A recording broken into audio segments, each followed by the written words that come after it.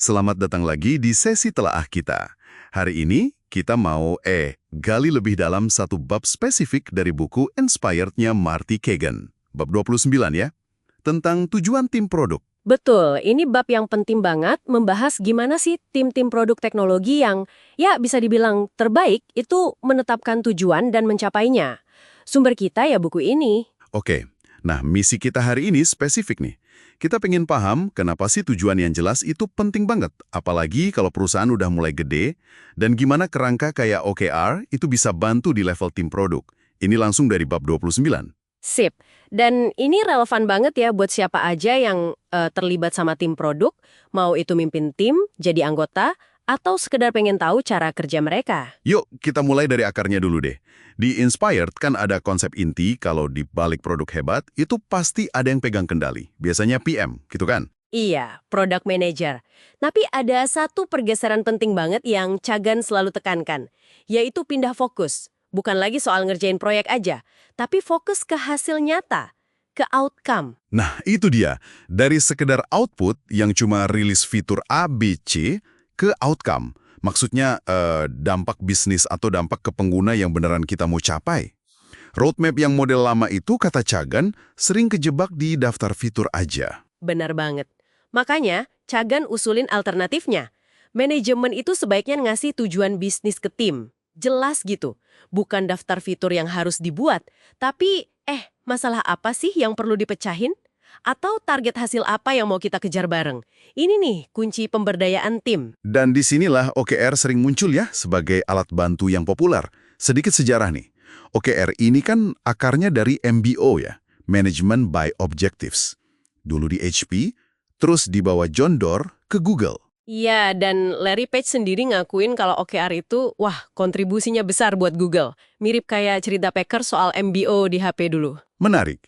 Nah, Cagan menggarisbawahi ada dua prinsip fundamental di balik OKR ini. Yang pertama, soal pemberdayaan tadi. Betul. Ada kutipan bagus tuh kayak Jenderal Patton bilang, jangan kasih tahu orang cara ngerjainnya, kasih tahu aja tujuannya apa. Nanti mereka bakal bikin kita kaget dengan kecerdikan mereka sendiri gitu loh. Jadi kasih apanya, bukan gimananya secara detail. Prinsip kedua, fokus ngukur kemajuan yang bermakna. Jadi, kinerja itu diukurnya dari hasil nyata, bukan dari berapa banyak fitur yang rilis. Persis. Kalau fitur banyak tapi nggak nyelesain masalah bisnis, ya buat apa? Gitu kan intinya. Kedengarannya simpel tapi prakteknya ini, sering jadi tantangan. Nah, Cagan juga bilang, banyak sih perusahaan pakai OKR, tapi cara pakainya itu yang penting banyak. Bukan cuma formalitas ngisi template OKR, tapi gimana itu jadi bagian dari cara kerja, dari budaya. Makanya bab 29 ini jadi relevan, karena fokusnya spesifik ke tim produk. Oke, sekarang kita masuk nih ke dagingnya bab 29. Kenapa sih tujuan ini jadi makin krusial gitu ya, pas perusahaan makin besar?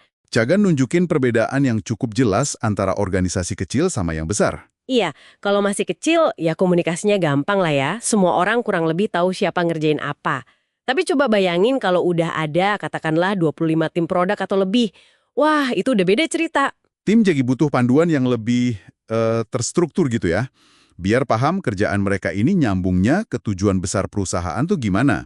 Misalnya, tujuan besarnya naikin customer lifetime value atau ekspansi global. Betul, kalau nggak ada konteks yang jelas ini, Cagan bilang risikonya itu semangat tim bisa turun, inovasi jadi kurang greget, terus kecepatan kerja, velocity kalau istilahnya, jadi melambat.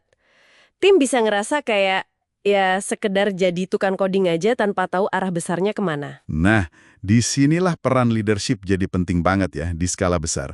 Bukan cuma netapin tujuan organisasi yang jelas, tapi juga aktif mengarahkan. Tim mana nih yang paling pas buat ngejar tujuan A, tim mana buat tujuan B. Perlu ada semacam orkestrasi strategis gitu ya. Iya, benar. Bukan sekedar, oke, ini target dari atas, turunin ke bawah semua secara kaku gitu, tapi perlu ada panduan, ada diskusi. Bab 29 ini juga ada bahasan khusus soal tantangan buat tim platform atau shared services ya. Iya, betul. Tim internal ini kan produknya dipakai sama tim produk lain. Jadi daya ungkitnya tinggi, tapi mereka nggak langsung hadap ke pelanggan luar biasanya. Nah, gimana koordinasi tujuannya? Itu dia, kepemimpinan perlu banget mastiin tujuan tim platform ini sinkron. Ketergantungan antar tim juga harus dikelola. Jangan sampai tim platform bikin sesuatu yang nggak dibutuhin tim produk lain. Atau sebaliknya, tim produk butuh A, tapi tim platform fokus ke B. Bisa jadi bottleneck nanti. Jadi intinya selalu nyambungin tujuan tim ini ke gambaran besarnya ya. Visi produknya apa, strategi bisnisnya gimana, tim butuh konteks itu. Iya, biar kerjaan mereka terasa ada artinya gitu loh. Ini balik lagi ke prinsip pemberdayaan tadi. Manajemen kasih apanya, tujuan strategisnya, tim dikasih kebebasan buat cari bagaimananya, solusinya. Dari sini kita bisa lihat beberapa jebakan umum nih dalam menerapkan OKR, apalagi di organisasi besar. Yang pertama, tadi udah disinggung dikit, jangan nurunin OKR secara kaku dari atas ke bawah. Perlu ada dialog. Betul, penyelarasan itu penting, bukan cuma perintah. Terus yang kedua, dan ini krusial banget, pastiin tujuannya itu fokus ke hasil, outcome, bukan cuma ke output atau aktivitas. Contohnya gimana tuh bedanya? Misal, tujuannya meluncurkan 3 fitur baru, itu output. Kalau outcome, itu contohnya meningkatkan konversi pengguna sebesar 15%. Nah, Cagan jelas banget dorong yang kedua. Selalu tanya, hasil akhir yang kita mau capai, itu apa sih? Masuk akal. Ini nyambung juga ya sama konsep tim misionaris versus tim tentara bayaran yang Cagan sering bahas. Nah, iya, pas banget. Kalau tujuannya jelas, bermakna, nyambung ke visi, itu bantu banget ngebangun tim misionaris. Tim yang beneran percaya sama misinya, yang semangat buat mecahin masalah. Sebaliknya, kalau tujuan itu cuma daftar tugas tanpa kenapanya, tanpa konteks, ya risikonya jadi kayak tim tentara bayaran. Kerja ya karena dibayar atau disuruh aja. Kurang ada rasa kepemilikan, kurang inisiatif buat inovasi. Ini bukan soal efisiensi doang, tapi soal jiwanya tim. Bener.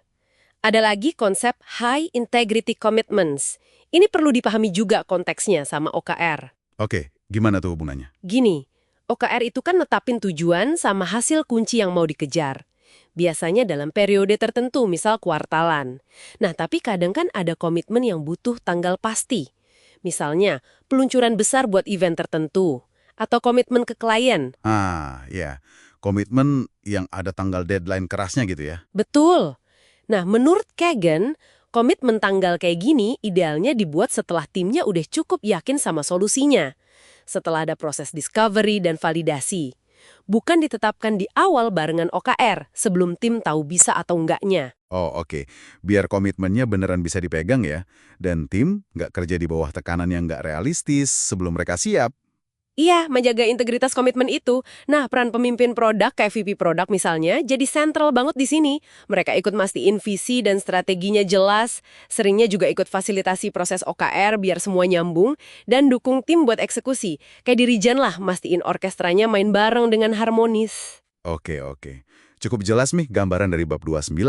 Coba kita rangkum sedikit ya.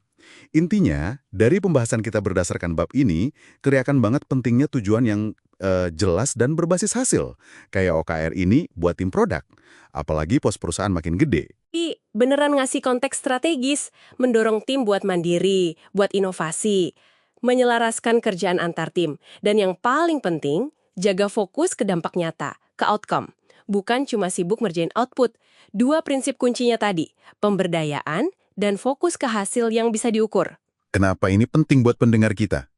Ya, entah Anda itu pemimpin tim, anggota tim, atau mungkin kerja bareng sama tim produk, paham cara mereka set tujuan itu bantu banget sih. Biar ekspektasinya sama, biar tahu sukses bareng itu ukurannya apa.